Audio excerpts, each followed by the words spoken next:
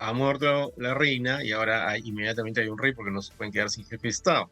Pero, ¿qué es lo que te quiere decir? Que los británicos ya mm, pueden, parecen, ¿no?, asumir que él es el rey y las simpatías hacia él podrían estar creciendo, aun cuando fue bastante impopular antes, porque finalmente es su rey y para ellos, para quienes son monárquicos en el Reino Unido, que son la mayoría, Ajá.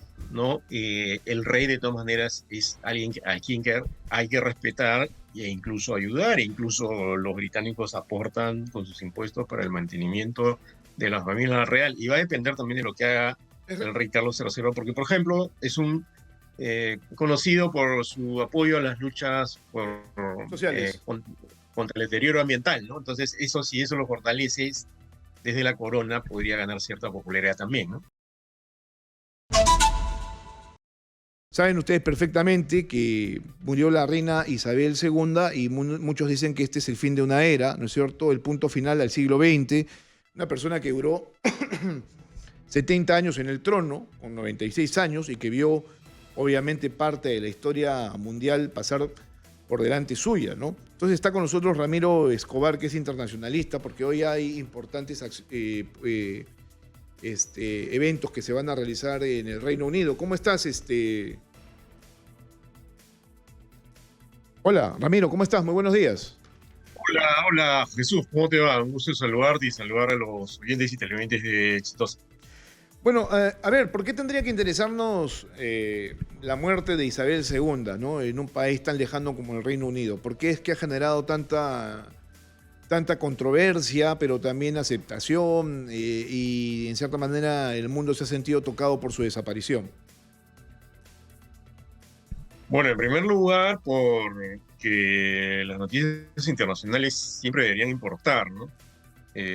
Acá en el Perú de pronto no le damos tanta importancia porque tenemos una serie de líos internos, o por falta de visión quizás, pero creo que cualquier noticia internacional de esta relevancia influye evidentemente en el Perú. Y se trata de una persona, una reina que ha estado en el poder 7 décadas, que ha sido testigo de diversos acontecimientos mundiales importantes, y si bien no tiene eh, una opinión política o no tuvo una opinión política abierta, sí influyó en varios episodios de la historia y de la historia del Reino Unido, ¿no? No es una persona irrelevante como alguna gente piensa.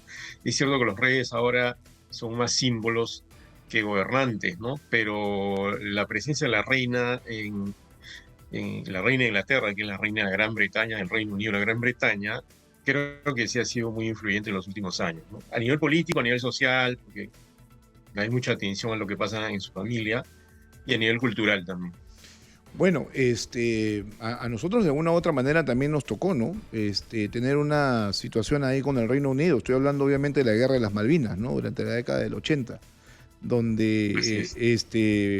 Fernando Belaúnde tuvo un importante rol al, por ejemplo, prestar parte, ¿no?, del armamento peruano a los argentinos. Por eso que con Argentina tenemos una relación bastante cercana, ¿no? O sea, además de mucho, no solo compromiso, sino también de amistad. Creo que los argentinos lo que menos olvidan fue cuál es el papel que jugó Perú con respecto a esta guerra, ¿no? Bueno, a los chilenos no los ven tan bien porque ellos apoyaron obviamente a la corona inglesa, ¿no? Pero habría que, en todo caso, traer a colación estos datos o estos hechos para que más o menos entendamos cómo es que se maneja la geopolítica, que es a veces algo que nosotros no entendemos. Mira, Jesús, justamente esto que señalas es un ejemplo de la relevancia política del Reino Unido y la propia reina, ¿no? Y creo que convendría contar en este momento algunos episodios que tienen que ver precisamente con esos hechos que nos afectaron directamente o que afectaron a la comunidad mundial. Por ejemplo, eh, los reyes en realidad no expresan una opinión política de manera explícita, por lo menos.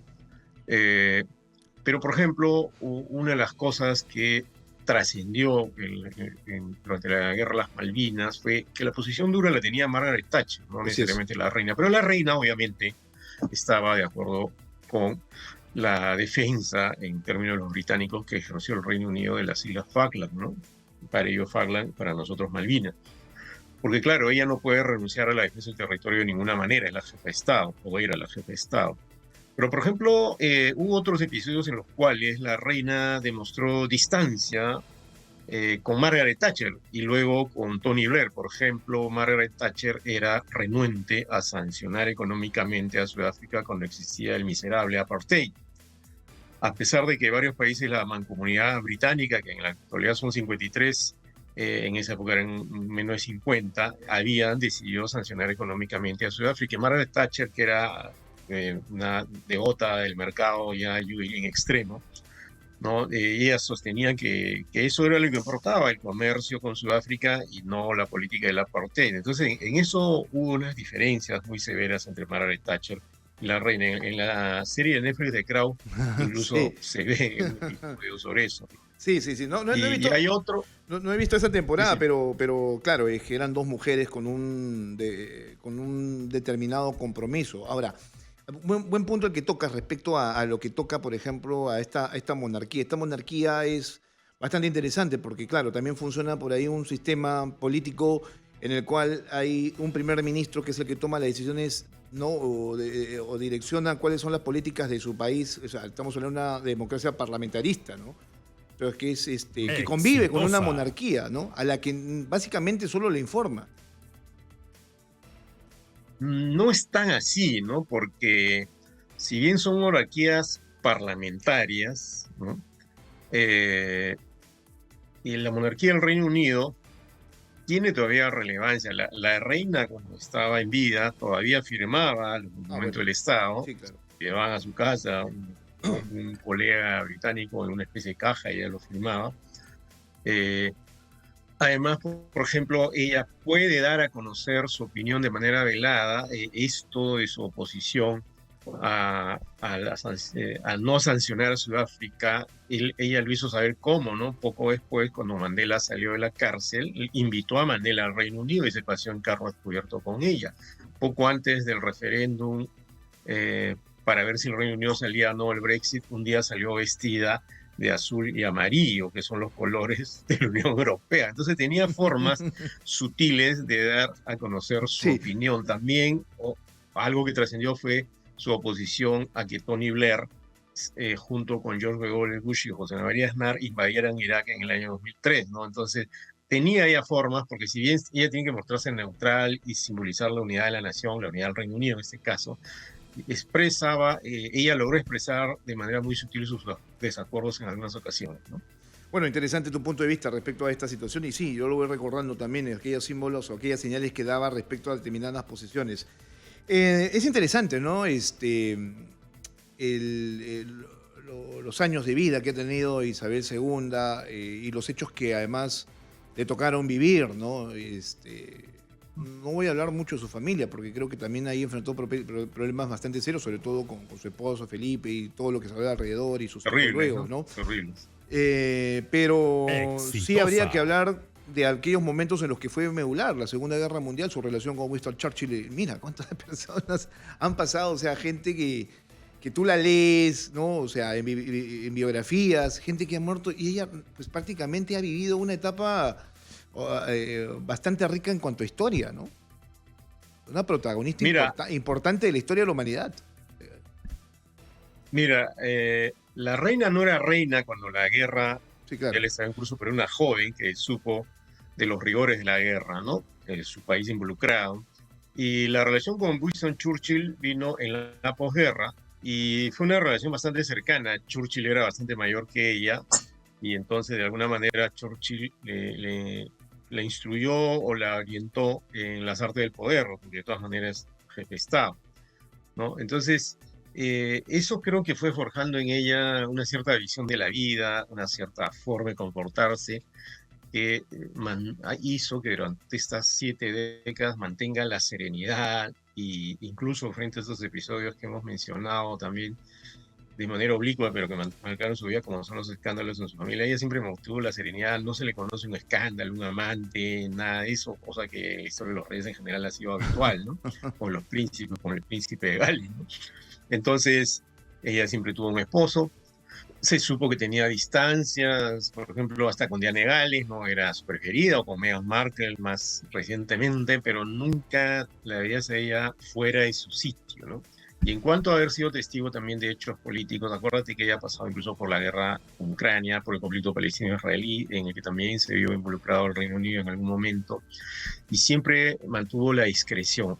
Quienes hacían el trabajo ejecutivo, quienes se mojaban los pies eran los primeros ministros del Reino Unido, primeros o primeras ministras, y ella vio pasar 15, ¿no? Y no con todos se llevó bien, se llevó bien con Harold Windsor, un laborista, con Churchill, un conservador, pero también se llevó mal con Margaret Thatcher, que era una conservadora. Con Margaret Thatcher especialmente tuvo muchas distancias.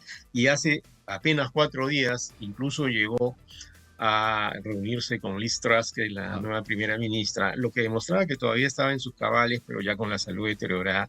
Lo que hace la primera ministra en el Reino Unido es asentir o confirmar, casi dar la bendición, si quieres, al primer ministro elegido, ¿no? Bueno, son protocolos propios, obviamente, de la corona. Creo que eso es finalmente lo que define los estados, los países, o sea, es parte de su cultura, no la puedes quitar. Es un símbolo importante para el Reino Unido y para el mundo también. Vamos a lo que viene, ¿no? Porque hay quien avisora, por ejemplo, que el reinado de Carlos I va a ser corto por el tiempo que tiene él, va a tener que en todo caso tomar algún tipo de decisión, no sé si abdicar más adelante, buscando obviamente que la corona tenga una especie de rejuvenecimiento, o sea, dándole espacio, por ejemplo, a su hijo, ¿no? Que ahora es príncipe de Gales, ¿no? O sea, ¿qué podría pasar? Porque Carlos, si algo no tiene popularidad y no la ha tenido durante mucho tiempo, uno por lo que pasó con Diana de Gales y luego obviamente ya su posterior matrimonio con Camilla Parker Bowles, que ahora es obviamente reina consorte después de muchos años, ¿no? Mira, precisamente por lo que comentábamos hace un momento, hay algo que podría pasar, pero depende de cómo se comporte él en la corona, ¿no? Hay gente que desde hace varias décadas tiene oposición a la monarquía británica dentro del propio Reino Unido y a nivel mundial, ¿no? Y a las monarquías en general, o sea, la corriente antimonárquica ha crecido, los reyes han perdido poder en todo el mundo, salvo en algunas naciones de Oceanía o de África, donde son absolutismo, que no tienen mayores restricciones, o en Arabia Saudita, por ejemplo. Pero Maquiavelo, hace varios siglos, autor del famoso libro El Príncipe, recomendaba que el rey, aunque no sea elegido, o el príncipe, tiene que gozar de popularidad. Carlos no goza de esa popularidad, pero podría ocurrir, Jesús, de ahí viene la famosa frase, pues, muerto el rey, vive el rey. O sea, ha muerto la reina y ahora inmediatamente hay un rey porque no se pueden quedar sin jefe de Estado. Pero, ¿qué es lo que te quiere decir? Que los británicos ya parecen, ¿no?, asumir que él es el rey y las simpatías hacia él podrían estar creciendo, aun cuando fue bastante impopular antes, porque finalmente es su rey y para ellos, para quienes son monárquicos en el Reino Unido, que son la mayoría, ¿no? El rey de todas maneras es alguien a quien hay que respetar e incluso ayudar. Incluso los británicos aportan con sus impuestos para el mantenimiento de la familia real, y va a depender también de lo que haga el rey Carlos III, porque, por ejemplo, es un conocido por su apoyo a las luchas sociales, contra el deterioro ambiental, ¿no? Entonces, si eso lo fortalece desde la corona, podría ganar cierta popularidad también, ¿no? Yo te pregunto lo siguiente, sí. Y esto es algo que yo lo estaba notando en las redes sociales. Por ejemplo, estaba buscando la red social de Keiko Fujimori que decía: la partida de la reina Isabel II significa el fin de una nueva era. En vida fue una lideresa y defensora de la democracia. Entonces yo decía, democracia en pues es una monarquía, ¿no? Una monarquía con un sistema parlamentario que es ese que finalmente toma decisiones, pero ¿qué tanto de democracia tiene eso, no? Si no hay bueno, esas son las paradojas, ¿no? Discúlpame, pero ahí no estás eligiendo a nadie, ahí básicamente es un tema de sucesión, ¿no? Claro, pero es que en la actualidad las monarquías son así. En el pasado las monarquías eran absolutas y en el presente también hay monarquías absolutas como la era saudita, que ya la mencioné. Pero en las monarquías parlamentarias europeas, ¿no?, sucede esta paradoja. Por ejemplo, ¿cuál es el país que nosotros tenemos en la imaginación como uno de los países más democráticos del mundo? Dinamarca, ¿no? Dinamarca. Incluso hay una serie de Netflix que se llama Borgen, que cuenta un poco los avatares de cómo se maneja internamente. Dinamarca tiene una reina, ¿no? Entonces, se puede tener una reina o un rey y se puede tener una democracia bastante funcional, bastante real, ¿no? Porque en la medida que la reina o el rey, ¿no? Son símbolos de la nación más que gobernantes efectivos, ¿no? De todas maneras son jefes de Estado, pero el trabajo ejecutivo lo hacen los primeros ministros en las monarquías parlamentarias, o en el caso de España, el presidente del gobierno. Entonces, ¿qué es lo que ocurre? ¿No? Si bien hay estos lujos, esta vida a cuerpo de rey, como se dice con razón, de las casas reales, de los miembros de la realeza, la ciudadanía en estos países suele tener una vida bastante aceptable y en términos bastante justos. O sea, no es tanto un problema de que los reyes sean ricos y el pueblo sea pobre, ¿no? Eso ocurría hace algunos siglos, ¿no? Incluso de manera relativamente reciente, ¿no? Puede haber un rey rico y el pueblo pobre. Pero en este caso no es que es el rey rico y el pueblo pobre, sino es el pueblo que vive en una situación decente, digamos, en la mayoría de países europeos, cuando hay injusticias también, pero no tan grandes como la de América Latina, por ejemplo, y un grupo, la realeza, que simboliza a la nación, que vive una vida privilegiada, pero cuya función es ser como el símbolo de la unidad, de la imagen del país, ¿no? A propósito de que estás hablando obviamente de monarquías y cuáles son sus estructuras a nivel político y social. Yo, y no sé si esta es mi percepción, pero siento que hay menos intención, al menos en el Reino Unido, por ejemplo, de ser una república, ¿no? Eso lo ves con mucho mayor intención o mucho mayor ideal, por ejemplo, en España, ¿no? Donde sí quieren ellos deshacerse hace mucho tiempo de su monarquía, pues no la quieren, no les interesa y tampoco es que le quieran seguir pagando los lujos y las comodidades que tienen. O sea, ¿por qué pasa eso, no? Bueno, en España hay una peculiaridad y es que hay varias autonomías que son resistentes a la monarquía desde hace muchas décadas. Por ejemplo, Cataluña, el País Vasco, ¿no? Que prácticamente se consideran países aparte, pero están dentro del Reino de España. Entonces, en el Reino Unido también pasa eso, pero para que te des una idea, ¿no? Gales y Escocia, que son parte del Reino Unido junto con Inglaterra e Irlanda del Norte, ¿no? Si bien quieren separarse del Reino Unido, siguen respetando a la reina. ¿Dónde falleció la reina? En el Palacio Balmoral, que queda en Gales, de Claro, donde es príncipe en Escocia. Felipe, perdón, el príncipe de Gales, ¿no? El príncipe Carlos, perdón. Entonces, incluso cuando se planteó un referéndum en Gales para salirse del Reino Unido, una de las propuestas era que si se aprobaba, es decir, si se salían del Reino Unido, iban a seguir teniendo a la reina como jefa de Estado, podría darse esa figura, porque la reina además poca gente lo sabe o se acuerda, es jefa de Estado de otras 14 naciones, ¿no? Por ejemplo, Jamaica, por ejemplo, Nueva Zelanda, por ejemplo, Australia, por ejemplo, Canadá, ¿no? Sigue siendo la jefa de Estado. No es jefe de Estado simbólica, pero es jefe de Estado, al fin y al cabo, ¿no? Entonces podría darse esa figura, pero es cierto que en el Reino Unido hay un grupo de gente que es antimonárquica. Cuando nació uno de los hijos del príncipe William, ahora príncipe de Gales, ¿no? Recuerdo que el diario The Guardian, famoso diario británico bastante bueno, en su portal, como había demasiadas noticias sobre Royal Baby, había un botón que tú podías apretar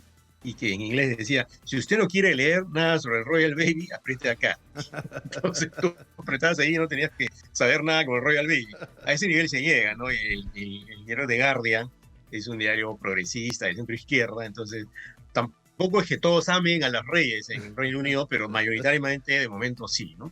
Bueno, qué gran charla, Ramiro. Muchas gracias. Creo que el público entiende finalmente de qué se trata esta situación, quién es la reina o quién fue la reina Isabel II, cuál fue su proyección en el mundo. O sea, parte de sus relaciones con otros países pasaba también por la reina. Era una embajadora, obviamente, de su cultura, pero además de su país, que eso sí lo tenía bastante marcado, ¿no? Por eso es que decían 70 años, ¿no es cierto?, de servicio, ¿no?, a su país, que es lo que finalmente también va a hacer Carlos ahora como rey, ¿no?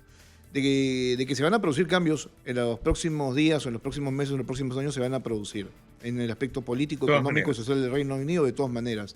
En lo económico, tanto así que ya la moneda, ¿no es cierto?, que es la libra esterlina, va a tener que cambiar ahí. Va a cambiar la imagen. De imagen.